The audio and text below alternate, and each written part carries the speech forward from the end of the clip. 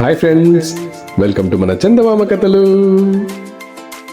ముందుగా మీ అందరికీ శ్రీరామనవమి శుభాకాంక్షలు. మీకు మీ కుటుంబ సభ్యులకు ఆ శ్రీరాముడి ఆశీర్వాదాలు ఎప్పుడూ ఉండాలని మనస్ఫూర్తిగా కోరుకుంటున్నాను.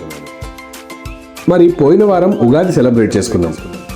అప్పుడు అందరూ తమ భవిష్యవాణి గురించి తెలుసుకునే ఉంటారు కదా. మీ రాశి ప్రకారం దాని ఫలితాలు ఏమిటి అనేది అందరూ ఏదో ఒక టీవీలో చూసే ఉంటారు. మరి ఈ వారం కథ పేరు భవిష్యవాణి. జూన్ 2002లో ప్రచురితమైన ఈ కథ భవిష్యత్తును గురించి తెలుసుకుంటే ఏం జరుగుతుంది అనేది చూపిస్తుంది. మరి ఇలాంటి ఇంట్రెస్టింగ్ కథ విన్న తర్వాత ఇది నచ్చితే తప్పకుండా దీనికి ఒక లైక్, అలాగే మీ రాశి వారికి ఈ సంవత్సరం ఫలితాలు ఎలా ఉన్నాయో మా కమెంట్స్లో తెలియచేయండి. ఈ కథను తప్పకుండా మీ ఫ్రెండ్స్ మరియు ఫ్యామిలీ వాట్సాప్ గ్రూప్స్లో షేర్ చేయడం మర్చిపోవద్దు.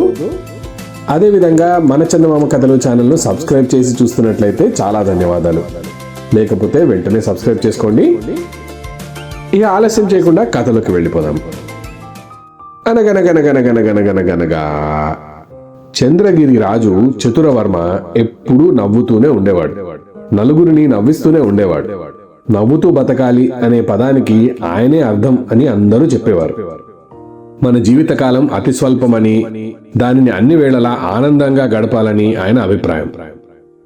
ఒక నిమిషం మనం కోపంగా ఉంటే ఆ నిమిషం మనం ఆనందపడే క్షణాలను కోల్పోయాము అని ఆయన ఎప్పుడూ అందరికీ చెప్తుండేవారు. ఆయన అనునిత్యం జీవితంలో కొత్తదనాన్ని కోరుకునేవాడు. ఆయన రాణి కూడా ఆయనకు తగ్గట్టుగానే ఎప్పుడూ చెరగని చిరునవ్వుతో ఉండేది. ఒకనాటి సాయంకాలం రాజు రాణి ఇద్దరూ ఉద్యానవనంలో విహరిస్తున్నారు. ఏదో కబుర్లాడుతుండగా చతురవర్మ రాణికేసి చూశాడు. ఇదిగో, ఇవన్నీ మనం రోజూ చూసే చెట్లే, పువ్వులే కదా. కొత్తదనం కోసం ఏదైనా కమ్మని కబుర్లు చెప్పు అన్నాడు. భర్త మాటలకు రాణి చిన్నగా నవ్వింది. ఇది మరీ బాగుందండి. నేను మాత్రం రాజ్యంలో వింతలు చూసి వచ్చానా ఏమిటి? రోజూ చూసే చెట్లే, రోజూ చూసే కోటే. నా దగ్గర మాత్రం కొత్త కొత్త కబుర్లు ఎక్కడి నుంచి వస్తాయి చెప్పండి అన్నది. రాజు అది కూడా నిజమే అన్నట్లుగా తల ఆడించాడు. కొద్దిసేపు అటు ఇటు ఏదో ఆలోచిస్తూ ఊరుకున్నాడు. ఆ తర్వాత, ఇదిగో అక్కడ చూసావా ఆ తోటమాలి?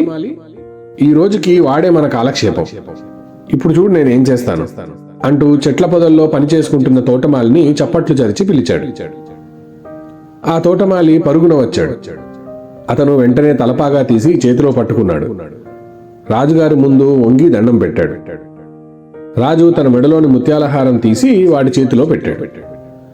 అనుకోకుండా అంత విలువైన బహుమతి లభిస్తే వాడేం చేస్తాడు, ఏం చెప్తాడు అనేది చూద్దామని రాజు అనుకున్నాడు. కానీ ఆ తోటమాలి ఏమీ చెయ్యకుండా ధన్యవాదాలు మహారాజా అంటూ ఆ హారాన్ని దుస్తుల్లో దాచుకొని అక్కడి నుంచి వెనుదిరిగాడు. తోటమాలి ప్రవర్తనకు రాజు రాణి ఇద్దరు నిర్ఘాంతపోయారు. రాజు వెంటనే, ఒరేయ్ ఇటురా, నీకు ఎటువంటి కారణం లేకుండానే నేను ఇంత విలువైన హారం ఇచ్చాను కదా, మరి నీకు రవ్వంతైన ఆశ్చర్యం, ఆనందం ఏదీ లేదు, ఎందుకలాగా అని అడిగాడు. ఆ తోటమాలి చేతులు కట్టుకొని, ప్రభు, మీరు ఈరోజో రేపో ఆ హారాన్ని ఇస్తారని నాకు ముందే తెలుసు అన్నాడు. ఆ జవాబుకు రాజు రాణి ఇద్దరు ఆశ్చర్యపోయి ఒకరి మొహాలొకరు చూసుకున్నారు. ముందే తెలుసా? ఎవరు చెప్పారు అని అడిగాడు రాజు. ఒక మునీశ్వరుడు భవిష్యవాణి చెప్పాడు ప్రభు అంటూ తోటమాలి ఇలా చెప్పాడు.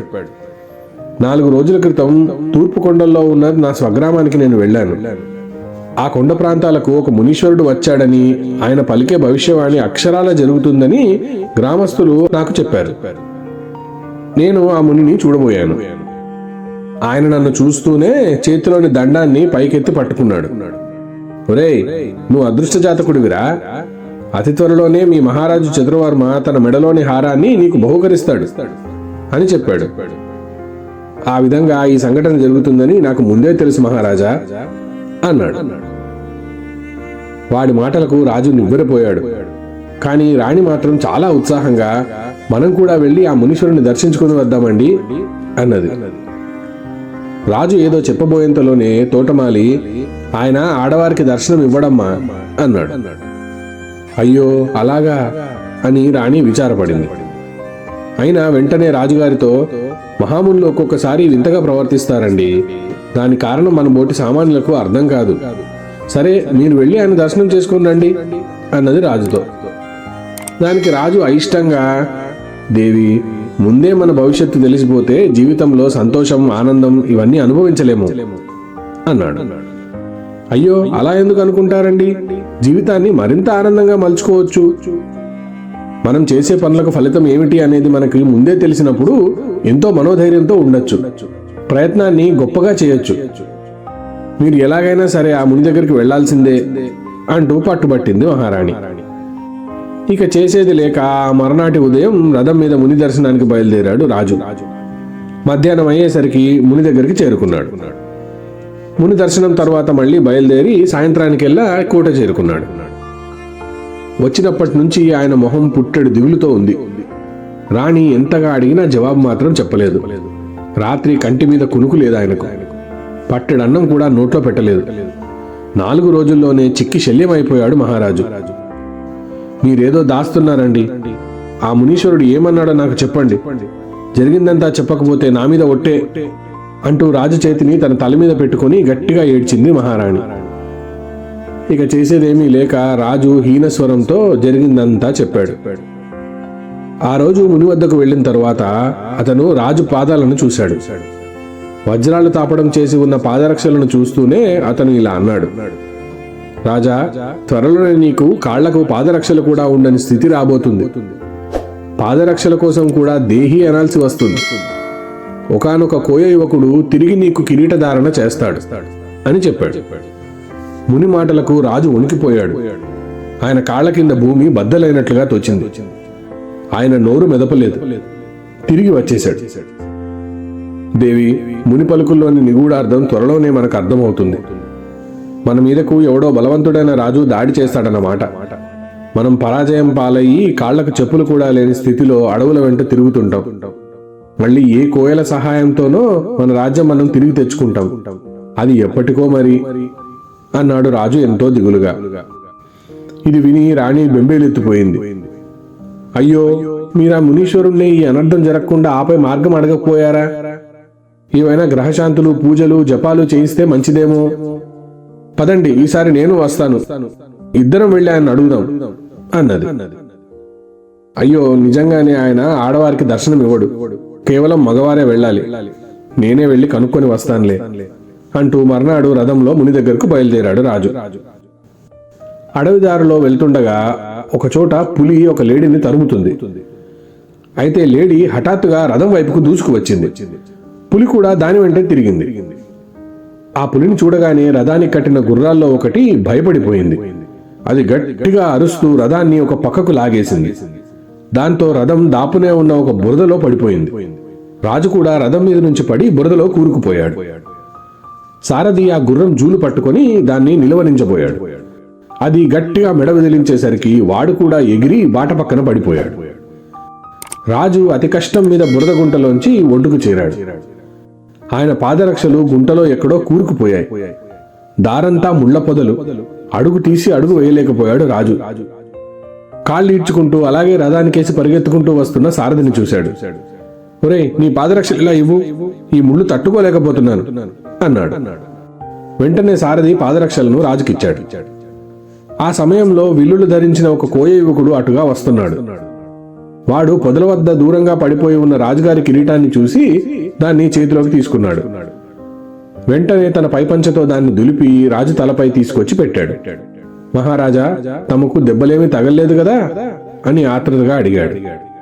మీకెక్కడైనా నొప్పిగా ఉంటే చెప్పండి, నేను మూలికల మందు వేస్తాను అన్నాడు. రాజు ఏమీ లేదన్నట్లుగా తలాడించి తన కృతజ్ఞతను తెలుపుకున్నాడు. ఆ కోయవాడు రాజుకు దండం పెట్టి తన దారిన తాను పోయాడు. ఒక గంట సేపట్లో సారథి రథాన్ని మళ్లీ సిద్ధం చేశాడు. రాజు రథం ఎక్కి, ఇప్పుడు మన ప్రయాణం మునీశ్వరుడి దగ్గరికి కాదు, రాజభవనానికి. పద, రథాన్ని వెనక్కు మళ్లించు అన్నాడు సారథితో. చీకటి పడుతుండగానే రాజు రాజభవనానికి చేరుకున్నాడు. ఆయన మాసిపోయిన దుస్తులతో నీరసంగా నిరుత్సాహంగా తిరిగి రావడం చూసిన రాణి ఆదుర్దాగా ఆయన దగ్గరకు వెళ్ళింది. ఏం జరిగిందండి అంటూ గద్గద స్వరంతో అడిగింది. రాజు ఆమెకు అడవిలో జరిగిందంతా పూసగుచ్చినట్లు చెప్పాడు. ఆ మునీశ్వరుడి భవిష్యవాణి అమోఘం, అందులో ఎలాంటి సందేహం లేదు.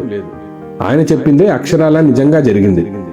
అయితే జరగబోయేది పరిపరి విధాలుగా ఊహించుకుంటూ 4 రోజులుగా నేను అనుభవించిన నరకం పగవాడికి కూడా వద్దు. భవిష్యత్తు తెలియకపోవడమే జీవితంలోని ఆనందాలకి ముఖ్య కారణమని నేను నీకు ముందే చెప్పాను అన్నాడు. రాణి అవునన్నట్లుగా తలాడించి, ఇంత స్వల్పమైన వాస్తవం అర్థం చేసుకోవడానికి మీరెన్ని బాధలకు గురయ్యారండి. దీనంతటికీ నేనే కారణం, నన్ను క్షమించండి అన్నది. రాజు రాణి భుజం తట్టి, మనం ఎల్లప్పుడూ మన శ్రమను జ్ఞానాన్ని నమ్ముకొని కష్టపడి పనిచేస్తే మన భవిష్యత్తులో ఎప్పుడూ ఆనందమే ఉంటుంది. ఇది తెలుసుకోవడానికి ఏదో యోగిని అడగాల్సిన అవసరం ఏమీ లేదు అన్నాడు చలోక్తిగా. రాణి కూడా పక్కున నవ్వింది.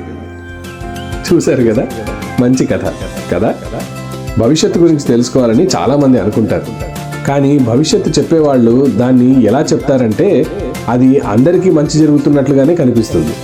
కానీ అందులోని నిగూఢార్థం అర్థం చేసుకొని అది భవిష్యత్తులో మనకి ఏ విధంగా జరగబోతుంది అనేది మనం తెలుసుకున్నప్పుడు అయ్యో ఇంతేనా అనిపిస్తుంది. కాబట్టి భవిష్యత్తు గురించి ఎక్కువగా ఆలోచించకుండా మన చేతిలో ఉన్న సమయాన్ని మనం ఎంత బాగా ఉపయోగించుకుంటున్నాం అనేది ఆలోచించాలి. భూత భవిష్యత్ వర్తమాన కాలాల్లో వర్తమానాన్ని మనం ఇంగ్లీష్లో ప్రెజెంట్ అంటాం, ఎందుకంటే అది దేవుడిచ్చిన గిఫ్ట్ కాబట్టి. భూతకాలంలో ఏం జరిగింది అనేది మన చేతుల్లో ఎలాగూ లేదు, భవిష్యత్తులో ఏం జరుగుతుంది అనేది కూడా మన చేతుల్లో లేదు. మరి మన చేతుల్లో ఉంది ఏమిటి? ఈ క్షణం, ఈ రోజు నువ్వు ఎంత కష్టపడతావు, ఏం సాధిస్తావు అనేదే నీ రేపటిని నిర్ణయిస్తుంది. కాబట్టి ఈ రోజుపై ఫోకస్ చేసి మైండ్ఫుల్గా మనం ఏది చేసినా సరే మన భవిష్యత్తు ఆనందాలతో నిండిపోతుంది. మరి ఇంత మంచి కథను లైక్ చేయకుండా ఎలా ఉంటారు? లైక్ చేసేయండి. మీకే విషయం నచ్చింది అనేది కామెంట్లో తప్పకుండా తెలియజేయండి. మీ ఫ్రెండ్స్ మరియు ఫ్యామిలీ వాట్సాప్ గ్రూప్స్లో దీన్ని షేర్ చేయడం మర్చిపోవద్దు. వచ్చే వారం మరొక మంచి కథతో నేను ముందుకు వస్తాను. అంతవరకు సెలవు. బాయ్.